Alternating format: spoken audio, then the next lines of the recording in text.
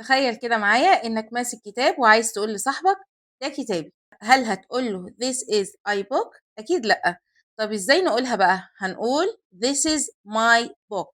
this is my book. لكن هنا بيظهر سؤال مهم جدا بقى، عايزين نشوف ليه استخدمنا my قبل كلمة book، وليه ما استخدمناش mine، وليه نقول his car لكن ما نقولش him car؟ تعرف تجاوب؟ أنا أقول لك السر بقى كله في نوع جديد من الضمائر اسمها possessive adjectives.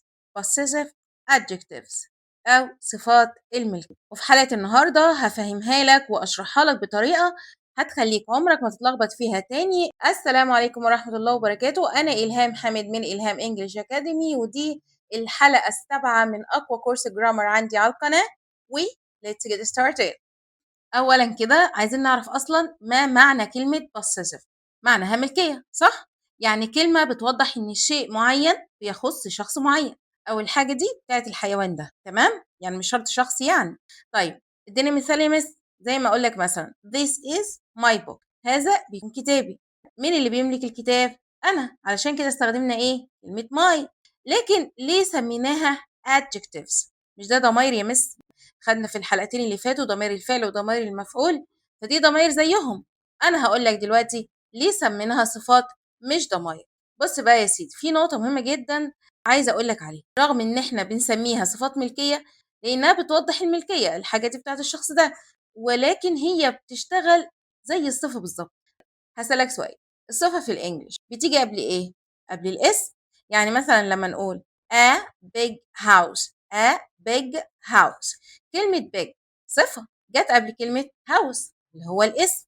نفس الفكرة كده بالظبط في صفات الملكية اللي احنا هنشتغل عليها النهاردة. my book، my دي صفة بس بتوصف الملكية، وbook هو الاسم، اسم الشيء المملوك تيجي قبله عشان توضح ان الحاجة ده بتاعت الفاعل، بتاعت حد. تمام؟ تمام. إذا القاعدة بتقول إيه؟ possessive adjectives plus noun. في استخدام ال possessive adjectives دي أو صفات الملكية دي إن لازم يجي وراها اسم الشيء المملوك أو الاسم. وصلت؟ وصلت. طيب تعالي بقى يا مس قولي لنا هما كام أصلا؟ بص يا سيدي، مش أنا قايلة لك قبل كده إن الضماير 7؟ يبقى أكيد ال possessive adjectives 7. حلو. بص لي بقى على الجدول ده، أنا هحط لك ضماير الفعل وصفات الملكية علشان تحفظهم مع بعض او تربطهم مع بعض. في حاجه كده هعملها، انا هحط اسم دلوقتي في الجدول بعد صفات الملكيه عشان ما تنساش خالص. يعني I هتاخد my زي my bag، you your bag، he his bag، she her bag، its bag. يعني مثلا شنطه ايه؟ شنطه القطه مثلا. we our bags شنطنا. they their bags. حلو كده زي الفل. احفظ لي الجدول ده، بس قبل ما تحفظه هفهمك اصلا بنستخدم كل واحده ازاي، ويلا بينا. اولا ماي معناها لي او خاص بي او يخصني او الحاجه دي بتاعتي. ناخد مثال this is my pen، هذا قلمي. my name is احمد، اسمي احمد. I love my family، انا بحب اسرتي. لو بصينا على my pen my name my family دول كلهم ملكي. تمام زي الفل. ثانيا كلمة يور معناها لكم أو لك، سواء مفرد سواء جمع. أنا قايلة لك قبل كده إن يو بتيجي للمفرد وتجي للجمع، يعني أنت أنت أنتم أنتن وهكذا. أو بستخدمها لما أجي أخاطب حد أقول لك مثلا what's your name، كلمة سهلة جدا. اسمك إيه؟ What's your country؟ ماذا تكون بلدك؟ حلو. باي ذا واي اكتب لي كده أنت بتتابعني منين في الكومنتس. أوكي يلا. open your book، open your book افتح كتابك. ملحوظة جدا مهمة هقول لك عليها، ما تتلخبطش بقى ما بين your ويور. ايه يا مس ده نفس النطق، كان كتابة مختلفة، خد بالك. your الأولانية صفة ملكية لسه واخدينها، إنما your اللي هي you are دي contraction أو اختصار ل you are أنت تكون. you are a good student، أنت تكون طالب مميز أو طالب جيد. حلو كده زي الفل. نيجي على تالت واحدة كلمة his معناها له، بستخدمها طبعا مع المذكر المفرد. يعني ادينا مثال اقول لك ايه؟ احمد lost his bag، احمد فقد شنطته. هدي لك مثال تاني my father loves his work، my father والدي، خد بالك loves his work بيحب عمله.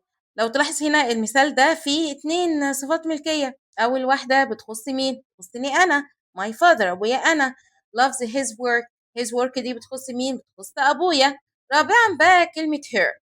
her معناها لها أو حاجتها، بتستخدم مع مين؟ طبعا المفرد المؤنث العاقل. سارة is doing her homework، يعني سارة بتعمل الواجب بتاعها. مثال تاني she loves her mother، هي بتحب مامتها. تمام.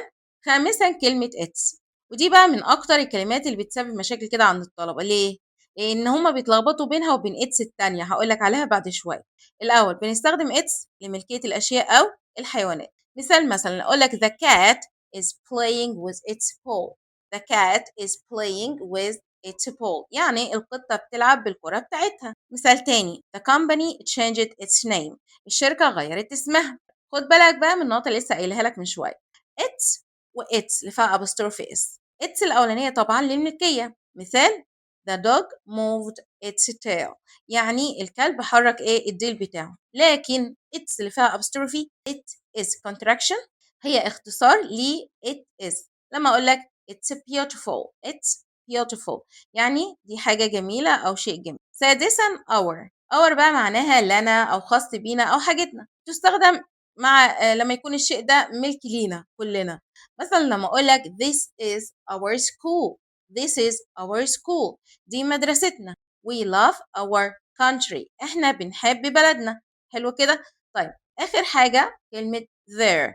their معناها لهم، بتستخدم طبعا مع مين؟ مع الجمع. the students opened their books، يعني الطلاب فتحوا ايه؟ فتحوا كتبهم. their books.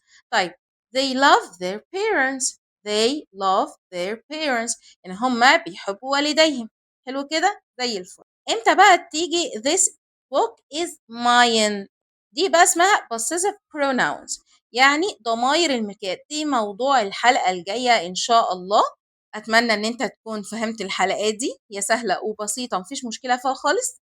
وهديلك شوية كده اختيارات بسيطة تأكد لي أنت فهمت ولا لأ. اكتب اختياراتك في الكومنت وأنا إن شاء الله أشوفها وأرجع لك عليها. I love my ولا mine family. Number 2 أحمد plays with his ولا him friends. Number 3 we clean our or ours classroom. Number 4 the bird is in its or its cage.